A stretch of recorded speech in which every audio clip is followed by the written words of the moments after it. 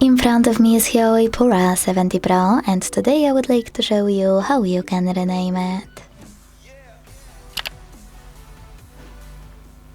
All you need to do is open Settings and scroll all the way down to hit About Phone. Then choose Device Name and type in whatever you want to, like Sunny. When you finished, to save your changes, hit OK. So when I do that, as you can see, name of my HUAWEI has changed.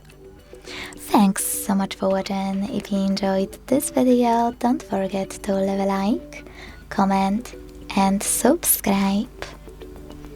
Bye!